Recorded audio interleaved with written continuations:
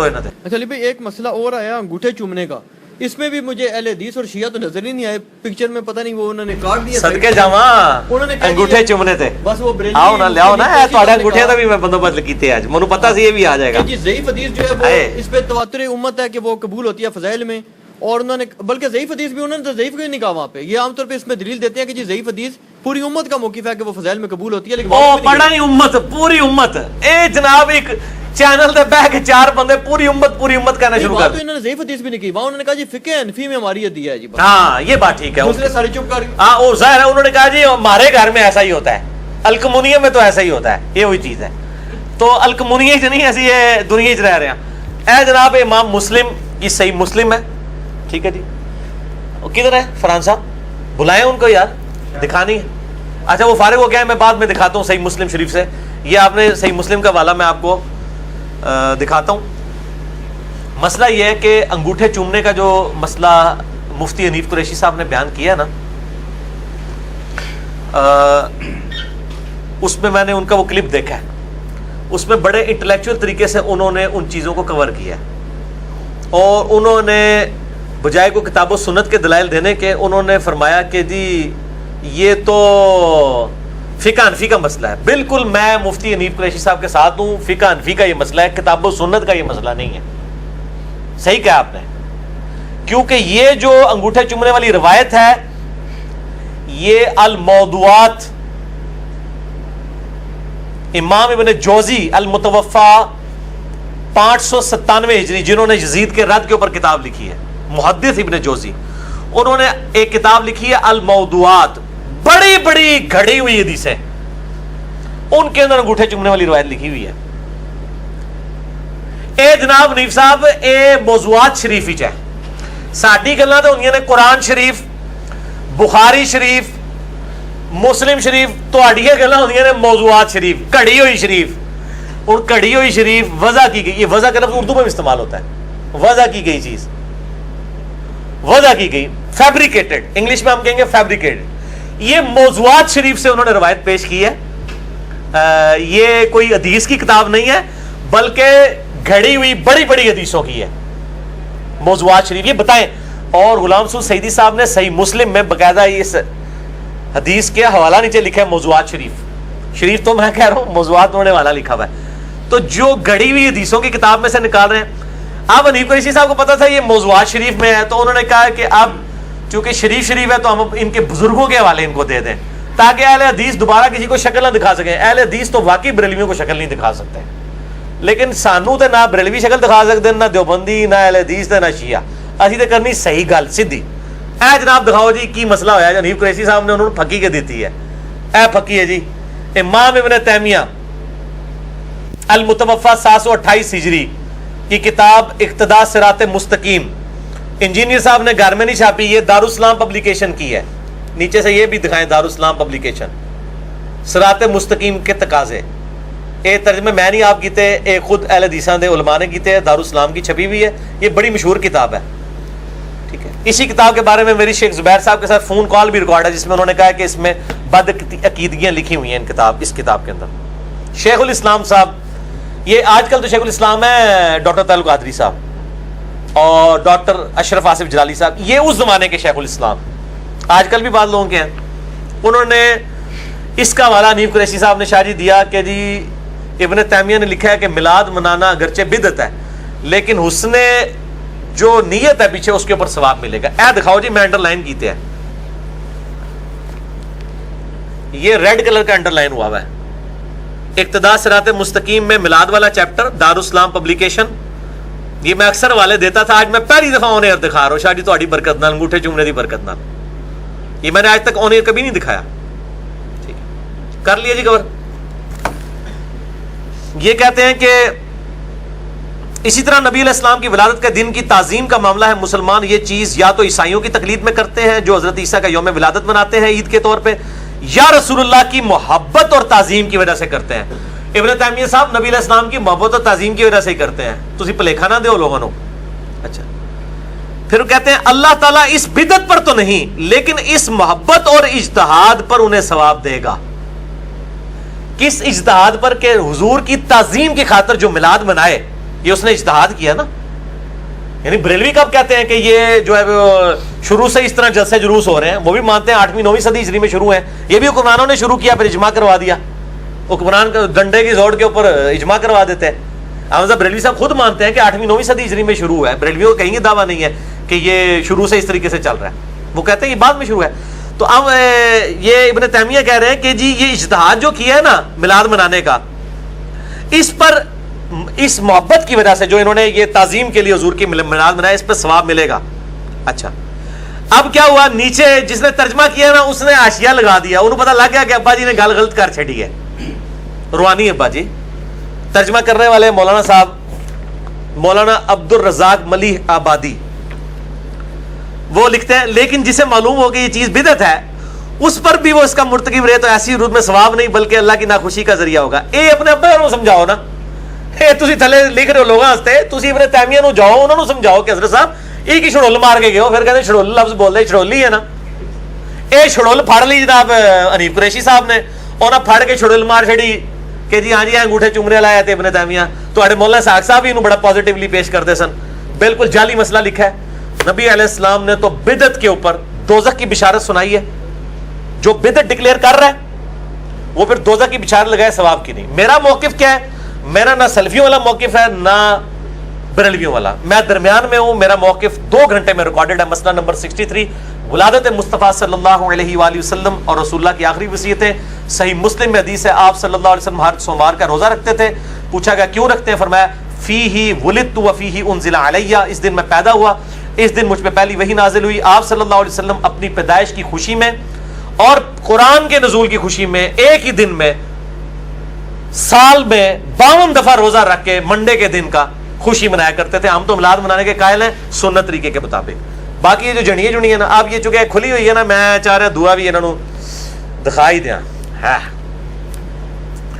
عبداللہ بن عمر کے اوپر بدعت کا فتویٰ لگایا اور اب تو ان کے علماء نے دفاع بھی کرنا شروع کر دیا. وہ کہتے ہیں عبداللہ بن عمر غلط تھی. صحیح بخاری میں 10 حدیثیں ہیں کہ عبداللہ بن عمر نبی علیہ السلام کی جگہوں کو تلاش کر کر کے وہاں پہ نماز پڑھا کرتے تھے جہاں آپ صلی اللہ علیہ وسلم نے اپنے سفر حج میں، اور اس پہ امام بخاری نے باب باندھا ہے نبی علیہ السلام کی جگہوں پر نمازیں پڑھنا. اور وہ اتنی زبردست حدیثیں ہیں رکت انگیز. میں نے مسئلہ نمبر 54C کے اندر اور 54D کے اندر ان چیزوں کو ایڈریس کیا. اس میں عبداللہ بن عمر چونکہ یہ کرتے تھے، ابن تیمیہ نے کہا نا یہ تو بھائی بدعت ہے. نبی علیہ السلام نے کہا خلفائے راشدین کی سنت پہ عمل کرو، نئی نئی بدعتوں سے بچنا. تو یہ عبداللہ بن عمر کے اوپر ہی بدعت فٹ ہوتی ہے. یہ جناب یہ صفحے میں نے یہ انڈر لائن کی ہوئی ہیں، یہ لائنیں بھی دکھا دیں. اے چونگا ہے جی، انگوٹھے چومنے کے نال ایک چونگا بھی لے لو فریج. یہ جناب لائنیں دکھائیں جو میں نے انڈر لائن کی ہیں. وہ کہتے ہیں خلفائے راشدین سے تو ثابت نہیں ہے نبی علیہ السلام کی جگہوں کو تلاش کر کے. میں نے اس کے رد کے اوپر باقاعدہ دلائل دیے معراج النبی والے میں کہ نبی علیہ السلام کو صحیح سند کے ساتھ 5 کتابوں سے ثابت کیا ہے کہ معراج کی رات بیت اللحم میں نماز پڑھائی گئی ہے، کوہ طور پہ نماز پڑھائی گئی ہے، اور بتایا گیا یہاں عیسیٰ پیدا ہوئے تھے، یہاں موسیٰ علیہ السلام سے کلام ہوا تھا. اور اس طریقے سے انبیاء کی تبرک والی جگہوں پہ نمازیں پڑھائی گئی ہیں. یہ آج ٹاپک نہیں ہے، میں نے معراج النبی والے لیکچر میں مسئلہ نمبر 126B میں ساری چیزیں ڈسکس کی ہیں. اور یہ بھی بتایا جی یہ والی لائن، وہ تو ادھر وہ والی لائنیں تھی نا، ادھر یہ والی لائن بھی ہے. انہوں نے کہا چونکہ خلفائے راشدین نے نہیں کیا، عبداللہ بن عمر نے کیا، لہٰذا یہ بدعت ہے. یہ ان کی ڈیفینیشن ہے. اور یہ کہتے ہیں نہیں، انہوں نے کام کو بدعت کہا، عبداللہ بن عمر کو بدعتی نہیں کہا. دیکھیں کیسا ہے ان کے پاس اربع طریقے بچانے کا اپنے بزرگوں کو. حالانکہ یہاں جو ترجمہ ہوا یہ میں نے نہیں کیا ہوا. یہ کہتے ہیں خبردار نو ایجاد کام نہ کرنا، کیونکہ ہر نو ایجاد کام بدعت ہے، ہر بدعت گمراہی ہے. اور معلوم ہوا کہ خلفائے راشدین نے یہ بات کبھی نہیں کی، لہذا اس فعل میں خلفائے راشدین کی سنت نہیں بلکہ ایک بدعت کی پیروی ہوتی ہے. سیدھا سیدھا عبداللہ بن عمر کو انہوں نے کہا کہ بدعت کی پیروی کی ہے. ظاہر سٹارٹ تو اس نے کی ہے، نعوذ باللہ من ذالک. یہ ان کا فاسد عقیدہ ہے، ہم نہیں اس کو مانتے. باقی انگوٹھے چومنے والے مسئلے میں حنیف قریشی صاحب کہہ رہے تھے کہ میرے شیخ فرماتے ہیں کہ اذان کا جواب دینا واجب ہے، انگوٹھے چومنا مستحب ہے. تو لوگ اشہد ان محمد رسول اللہ تو نہیں کہتے اور صرف انگوٹھے ہی چومتے ہیں. تو میرے شیخ فرماتے ہیں واجب کام بھی کریں. اپنے شیخ صاحب کو دسو واجب جڑا ہے نا وہ اذان دا جواب نہیں ہے، وہ بھی سنت ہے. واجب ہے درود شریف پڑھنا. جو جامعہ ترمذی میں حدیث ہے کہ برباد ہو جائے وہ شخص جس کے سامنے میرا ذکر ہو مجھ پر درود نہ پڑھے. اللہم صلی علی محمد وعلی آل محمد وصلی اللہ علیہ وآلہ وسلم. اور جامعہ ترمذی میں حدیث ہے مولا علی علیہ السلام سے کہ کنجوس ہے وہ شخص جس کے سامنے میرا ذکر ہو مجھ پر درود نہ پڑے. اللہم صلی علی محمد وعلی آل محمد صلی اللہ علیہ وآلہ وسلم بھی پڑھ سکتے ہیں, دوسرا کوئی بھی دروشی پڑھ سکتے ہیں. تو اپنے بزرگان دین کو فرمائیں کہ یہ اذان کا جواب دینا واجب نہیں, سنت ہے, درود شریف پڑھنا واجب ہے. تو آپ یہ انگوٹھے چومنے کے اوپر جو ساتھ تلقین کر رہے تھے تو قریشی صاحب یہ بول ٹی وی پہ آپ سے سکپ ہو گیا. آپ شیخ صاحب سانو شیخ بے شک بنا لو, اسی تانوں ایک سٹیپ اگے دس رہے ہیں کہ درود شریف پڑھنا واجب ہے. دوسرا نمبر جو ہے وہ اشہدو ان محمد رسول اللہ, اس کا جواب دینا. تیسرے نمبر پہ آپ انگوٹھے چومنا چاہتے ہیں اور آپ کے فقہ حنفی پہ, آپ چونکہ آپ نے خود ہی کہہ دیا کہ ہم نے فقہ حنفی پہ عمل کرنا ہے, کتاب و سنت پہ تو نہیں کرنا, تو ہمارے نزدیک تو وہ حجت نہیں ہے. ہمارے پاس تو فقہ حنفی کی جعلی روایتیں, رد المختار در مختار کی, فتاوی شامی میں رد المختار جو در مختار پر اعتراضات کے جواب میں علامہ ابن عابدین شامی المتوفا 1252 ہجری نے رد المختار لکھی ہے. مختار میں خے ہے خرگوش والی, اور رد المختار میں ہا ہے الوائی والی. ٹھیک ہے, رد المختار کو فتاوی شامی بھی کہتے ہیں. تو یہ ابن عابدین شامی یہ وہی شخص ہے جس نے سب سے پہلے محمد عبد الوہاب صاحب پہ نجد والی حدیث فٹ کی تھی. حالانکہ یہ وہی شخص ہے جس نے رد المختار میں لکھا ہے کہ اگر کسی کو یقین ہو کہ اپنے پیشاب اور خون سے سورہ فاتحہ کا تعویذ لکھنے سے اسے شفا ہوگی تو وہ کر سکتا ہے.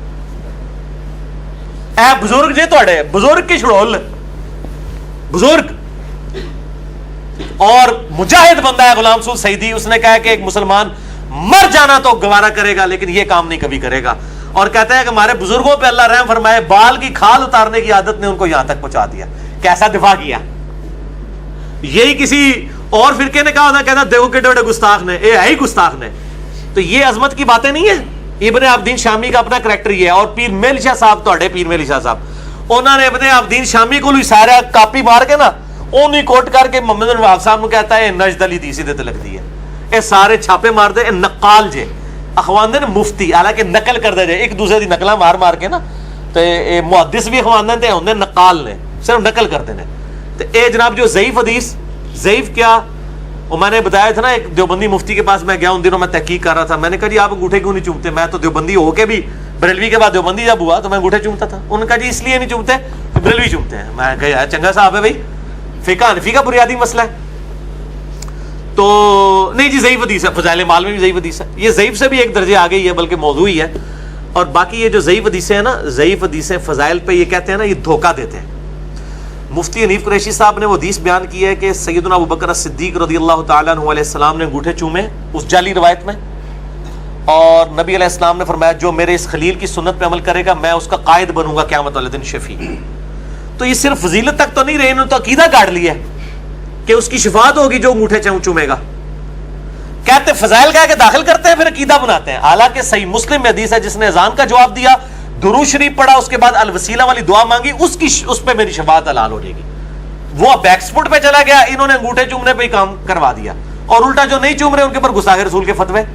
تو یہ خود اور یہ ضعیف روایتیں جو ہے نا, امام مسلم کے مقدمے میں امام مسلم نے یہ بات لکھی ہے. شاہ جی میں نے پہلے بھی آپ کو کئی دفعہ بتایا ہے, امام مسلم نے صحیح مسلم کے مقدمے میں لکھا ہے کہ جو حدیثیں ہیں یا تو حلال و حرام کے لیے لی جاتی ہیں, یا لی جاتی ہیں امر اور نہیں کے لیے, امر و نواہی کے لیے, کسی کام کا حکم دینے یا اسے منع کرنے, یا ترغیب اور ترہیب کے لیے. الترغیب و ترہیب, یہ امام منذری کی ایک کتاب بھی ہے. الترغیب کہتے ہیں نیک اعمال کی فضیلت لوگوں پر آشکار کرنا, فضائل سنانا, اور الترہیب ڈر سنانا برے اعمال کا. تو امام مسلم نے تینوں کا ذکر کیا ہے کہ حلال و حرام, امر و نواہی, الترغیب و ترہیب. ان 6 کاموں کے لیے 3 کیٹیگریز بن گئی اور 6 کام. اس کے علاوہ حدیث کسی اور کام کے لیے نہیں لی جاتی ہے. تو جب اس کام کے لیے حدیث لی جا رہی ہے تو پھر حدیث کا پرکھنا ضروری ہے.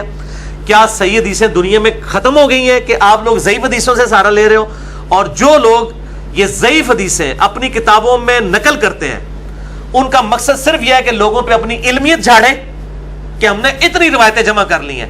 حالانکہ ایسے علماء جاہل کہلانے کے حقدار ہیں جو ضعیف روایتیں ان کا ذوق بتائے بغیر اپنی کتابوں کے اندر نقل کر رہے ہیں. کیا صحیح حدیثیں ختم ہو گئی ہیں؟ اسی کے تحت میں نے کیلکولیشن نکالا تھا کہ امام مسلم ضعیف حدیث کو فضائل میں لینے کے بھی قائل نہیں ہے. ٹھیک ہے جی. اور میں الحمدللہ آج یہ آن کیمرہ بھی یہ بات بتاتا ہوں. مجھے اگلے دن ایک بندے نے فون کیا کہ جی یہ کہاں لکھا ہوا ہے, وہ جی فلاں تو یہ کہہ رہا ہے. وہ اللہ کے بندو فلانا ٹمکانا یا فلانا ٹمکانا کی کہنا ہے میری ذمہ داری نہیں ہے. میں جب ایک بات کہتا ہوں تو اللہ نے بندوں میں مولویاں دا اچھا ہے تسی جڑا ہے جرگمال تو نہ بنو نا. آپ خود مسلم شریف کھول کے پڑھے. صحیح مسلم میں پہلی 93 روایتیں, صحیح مسلم کا مقدمہ مسئلہ نمبر 36 میں نے پڑھایا ہے. آپ مسلم شریف کھولیں جو 92 نمبر روایت ہے نا مقدمے میں, 92 نمبر روایت, وہ اس کے اندر یہ ساری چیز. 93 نمبر تو آ جاتی ہے وہ حدیث جبریل, وہ کتاب الایمان کی پہلی حدیث ہے. 92 روایتیں جو ہے نا وہ اس کے اندر ہیں مقدمے میں. مقدمے کی جو آخری روایت ہے نا 92 نمبر, اس کے نیچے جا کے امام مسلم نے یہ بالکل واضح طور پہ لکھا ہے. یہ دکھانا ہے جی, میں ان کو یہاں پہ دکھا بھی دیتا ہوں. یہ 2 صفحے دکھانا ہے. یہ امام مسلم نے مقدمے میں, یہ صحیح مسلم شریف انٹرنیشنل نمبر کے مطابق ہے, مکتبہ اسلامیہ کی شائع شدہ ہے. ٹھیک ہے, صحیح مسلم آپ اپنی بھی کھول کے پڑھ لیں, مقدمہ پڑھیں, مقدمے میں بالکل اینڈ پہ جا کے الفاظ آ جائیں گے. ٹھیک ہے نا, الفاظ اسی طریقے سے لکھے جاتے ہیں. پبلک کو دھوکہ نہ دیں کہ جناب یہ کہاں لکھا ہوا ہے. ولی بھائی کہہ رہے ہیں جناب وہ انہوں نے کہا کہ جی وہ کھارا پانی ہے, یہاں تو نمکین لکھا ہوا ہے. تو اللہ کا بندے, کھارے اور نمکین میں کیا فرق ہوتا ہے؟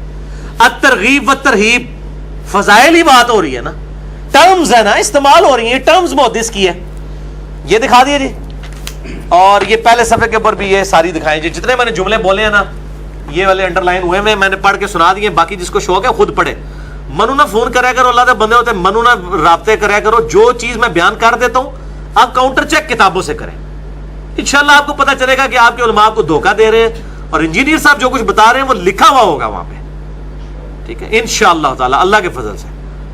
تو یہ باقی جو بریکٹوں والا مسئلہ ہوتا ہے نا, یہ بات یاد رکھیں, دنیا میں جب بھی کوئی ایک زبان دوسری میں ٹرانسلیٹ ہوتی ہے نا, بریکٹ کے بغیر کام ہی نہیں چلتا. احمد بریلوی صاحب نے کنز الایمان میں کئی جگہ ترجمہ کیا, بریکٹ لگائی ہے. رحمان اپنے عرش پہ مستوی ہوا, آگے لکھا بریکٹ میں جیسا کہ اس کی شان کے لائق ہے, بلکہ بریکٹ کے ہی لکھ دیا. ابھی جو میں نے دکھایا وہ بریکٹ میں نہیں لگائی ہوئی. اب کیا تعریف کر دی انہوں نے؟ نہیں. دوسری جگہ آگے لیس کمثلہ شیء وہو السمیع العلیم وہو السمیع البصیر, اللہ کی مثل کوئی شے نہیں ہے, وہی سننے والا اور دیکھنے والا ہے.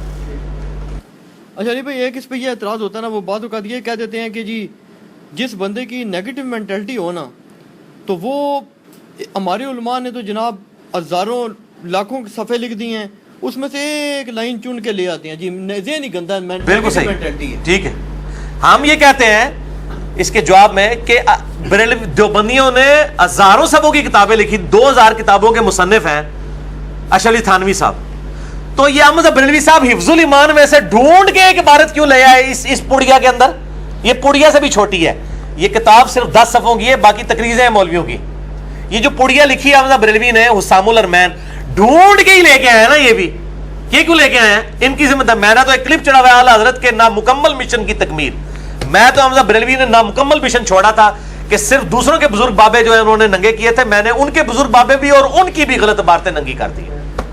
تو ڈھونڈ کے ہی لے کے آئے نا. ٹھیک ہے, تو یہ ان کو ٹھیکہ ملا ہوا ہے. ان کو آج کل ٹھیکہ میرے کو ہے جناب, کیونکہ احمد بریلوی صاحب 1340 ہجری فوت ہو چکے ہیں, اے پائی چل رہے 1438 ہجری, اے انجینئر صاحب کا دور ہے, اتنے ٹھیکہ آج کل میرے کو ہے بھائی.